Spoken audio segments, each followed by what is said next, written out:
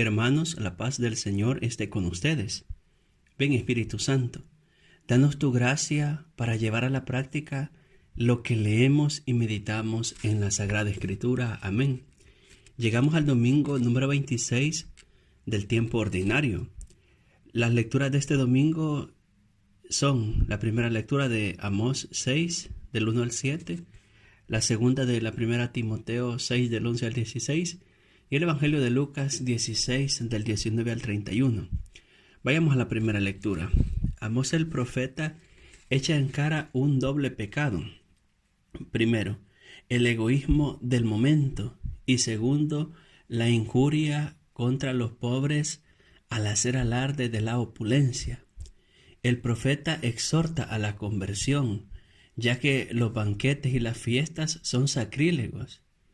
El pecado que señala Amós aparecerá también en el Evangelio en la figura del rico.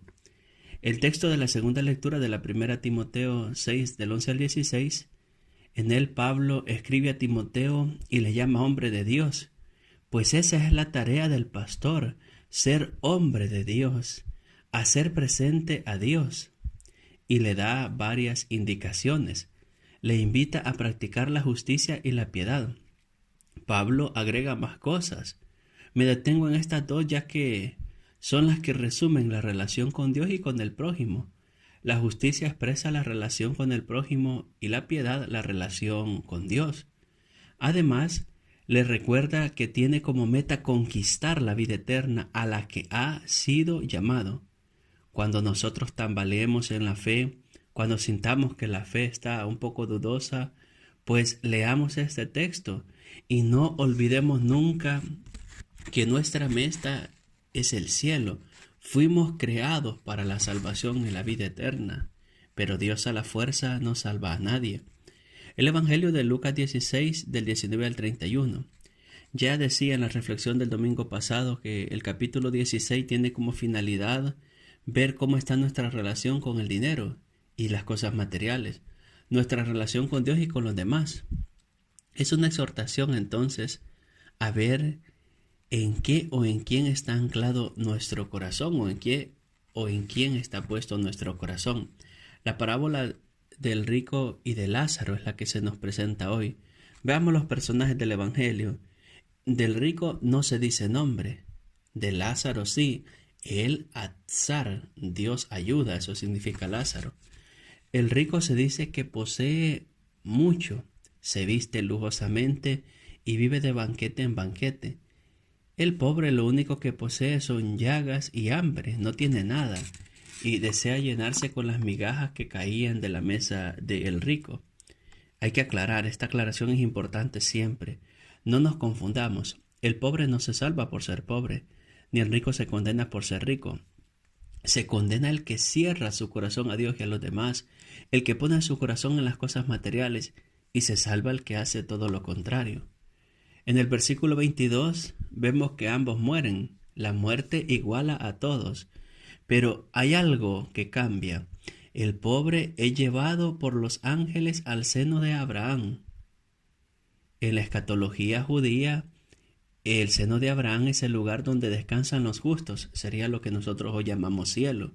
Y el rico es sepultado y llevado al sepulcro, al Hades, va a decir más adelante, al lugar del castigo, del sufrimiento, del dolor.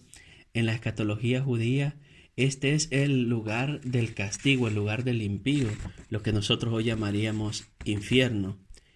En medio de los tormentos, agrega Lucas, el rico levanta los ojos y ve a Abraham y a Lázaro y le pide a Abraham: Padre Abraham, ten misericordia de mí.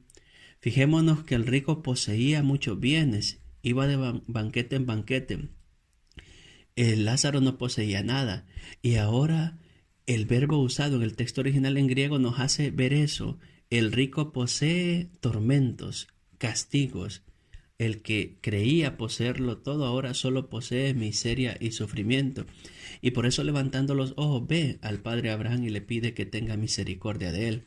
Fijémonos en dos cosas. Primero, el rico, aún en el lugar de castigo, quiere seguir dando órdenes, pues le dice a Abraham que mande a Lázaro que toque el agua con la punta del dedo y que luego vaya a tocar su lengua para calmar un poco aquel sufrimiento.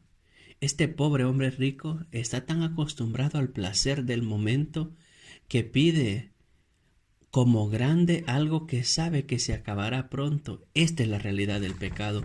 El pecado es arañar la felicidad, aún sabiendo que después nos vamos a quedar vacíos y sin nada. La segunda cosa es, el rico seguía sin levantar la mirada, lo que deja claro que antes ha visto a Lázaro. Seguía con la mirada hacia abajo porque está centrado en las cosas pasajeras, en las cosas efímeras. Pero aquel día levantó la mirada y vio a Abraham y a Lázaro. Entonces nos deja claro que este hombre, su mirada está puesta en las cosas materiales, cerró su corazón a Dios y al prójimo y nunca quiso ayudarle. Y lamentablemente, ahora que levanta la mirada y pide misericordia, ya no se puede hacer nada. Abraham responde diciendo que no pueden cruzar porque de un lugar a otro no se puede pasar porque hay un abismo que les separa. Aquí hay un punto central para la vida cristiana y es este: la distancia que establezcamos con los hermanos, con el prójimo, es la distancia que vamos a encontrar con Dios en la eternidad. Creo que la idea vale la pena repetirla. La distancia que establezcamos con el prójimo, con el otro, es la distancia que vamos a encontrar con Dios en la eternidad. Es decir, si aquí pusimos un abismo entre nosotros y el prójimo, eso mismo vamos a encontrar con Dios en la vida eterna. Y dice Lucas que el rico vuelve a hablar y vuelve a dar órdenes. Le pide a Abraham que mande a Lázaro, que vaya a decir a sus hermanos que vivan de otra manera para no venir a este lugar. Lo llamativo es que él nunca se refiere a Lázaro directamente. Ve en él solo un sirviente y pide a Abraham que haga uso de este sirviente, que sea enviado a los suyos para que no se condenen. Y Abraham le va a responder diciendo que si no quieren llegar a ese lugar, han de escuchar a Moisés y a los profetas, es decir, han de ir a la Escritura.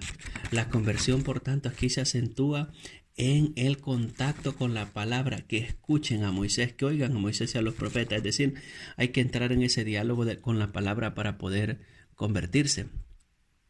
El pobre rico no entiende que él lamentablemente no se da cuenta que a los que abramos la puerta en esta vida son los que nos pueden abrir la puerta de la vida eterna. Ya Jesús lo dejaba claro en la parábola anterior del mismo capítulo, en la parábola del administrador astuto. El rico lamentablemente no se entera, no se da cuenta. Repito una idea que ya dije la semana pasada al respecto de Lucas 16, del comienzo de este capítulo 16, que aparecía el tema del dinero, de los bienes materiales y nuestra referencia a él. Todo el capítulo es básicamente un examen de conciencia sobre nuestra relación con el dinero y las cosas materiales. El administrador de la primera parábola de este capítulo fue astuto y supo hacer algo a tiempo. El rico es ingenuo, es de poco juicio y malgasta su vida. Es decir, las dos parábolas son importantes contrastarlas. El administrador busca una solución a su problema, el rico no busca solución a su problema y cuando la busca ya es demasiado tarde. Ahora estamos nosotros, tú y yo. ¿Qué vamos a hacer? ¿Vamos a aprovechar nuestra vida o la vamos a perder? Señor, danos tu divino espíritu para avanzar en el camino de la salvación. Danos la gracia de saber encontrarte en las realidades de la vida. Sobre todo, danos un corazón noble y generoso, abierto siempre a los demás. Alabado sea Jesucristo, con María por siempre sea alabado. Y la bendición de Dios Todopoderoso, Padre, Hijo y Espíritu Santo, descienda sobre ustedes y les acompañe siempre. Amén. Santa María, ruega por nosotros.